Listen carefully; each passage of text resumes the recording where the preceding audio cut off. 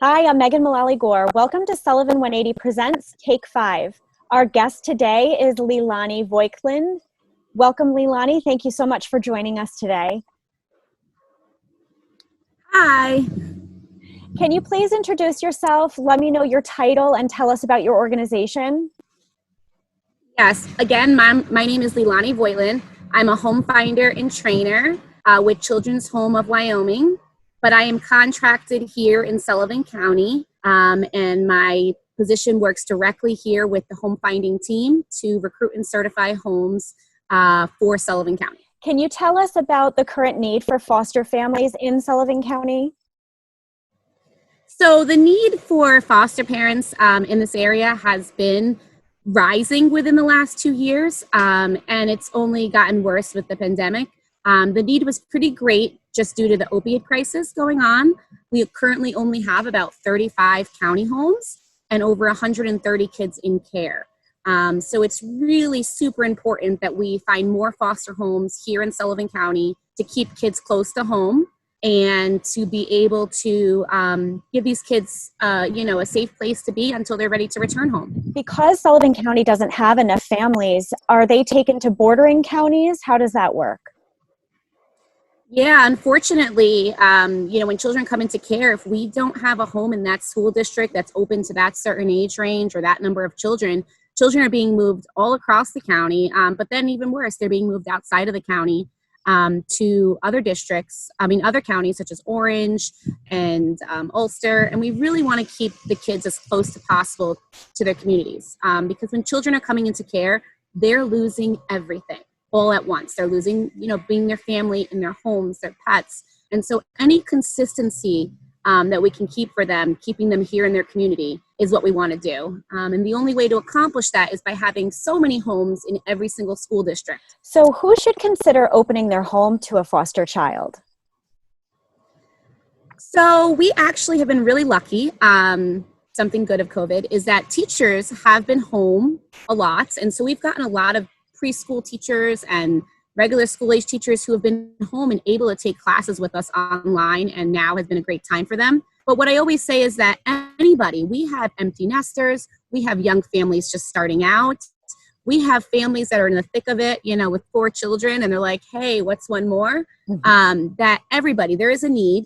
And what I really always say is if you were like, I can't do this, I'm going to have a broken heart, then you're who I want to talk to. Mm-hmm. I want those who are going to have a broken heart, because that means that you are really, really going to care about these children in your home. And we need people who really care about kids right now.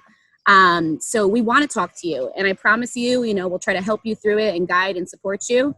And I'm a foster parent myself, and I have adopted children and foster children. So when I talk to you, I'm going to tell you all the good, all the bad, everything you want to know about foster care, honestly, and support you if this is something you think you want to do. Can you tell us a little bit about the process of becoming a foster parent?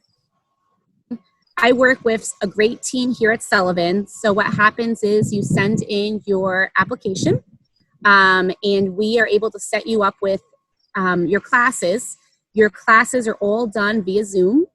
We do home inspections in person, obviously. There's some paperwork we do along the way as well as the criminal background checks.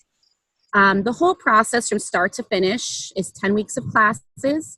And then depending if you've done all your paperwork on time, depends how soon you could be open after that. We also are conducting online informational meetings. So I do them weekly. So anytime anybody inquires about becoming a foster parent, I go ahead and I set up times to come on Zoom and chat with them. So it's really, really simple right now. We definitely are, walking you through the entire process. The team here at Sullivan is great. We all do the trainings together. So it's a great time to become a foster parent, as well as there's just a huge need right now. Can you tell us, is there a stipend for each child in foster care? Can you give us some details about maybe daycare assistance and health insurance for a child you're taking in? You do receive a monthly stipend, and that stipend is non-taxable, and it goes to helping towards the care of the child in your home. You're going to be feeding extra and have all of that going on.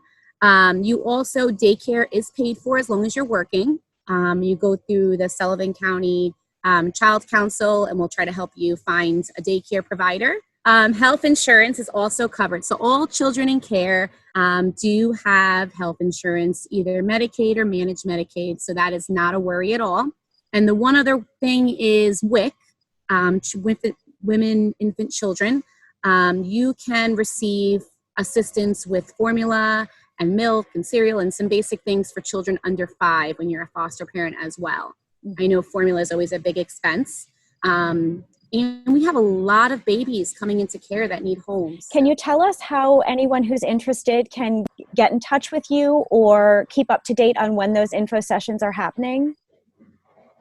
Yeah, so what you can do is you can contact Sullivan County Department of Social Services and let them know that you are interested in becoming a foster parent.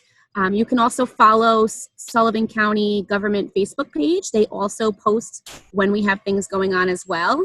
And they will let us know that you are interested. We will send you a Zoom link and times for all our upcoming meetings. There's lots of options. And if an option doesn't work for you, you can just shoot me a message and say, hey, that's not going to work. And I will schedule a one-on-one time. We have classes starting September 8th, so right around the corner. Tuesday nights from 6 to 9 p.m.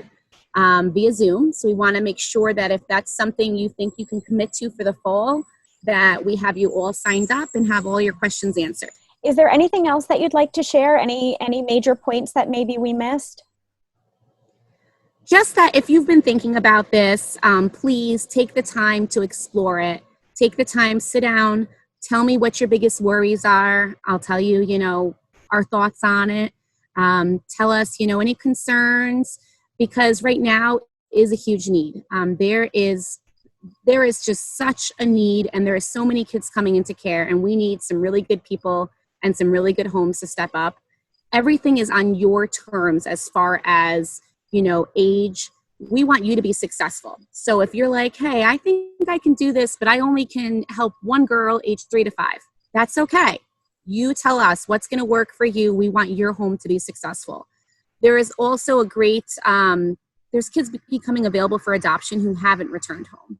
And that's some of our older age kids. So if adoption is also something you've ever thought about and you are interested in possibly an older child, definitely reach out to us as well. It's the same classes. Leelani, thank you so much for all of your work in Sullivan County, and thank you to the Children's Home of Wyoming Conference and to Sullivan Family Services. Thanks so much for being with us today. Thank you.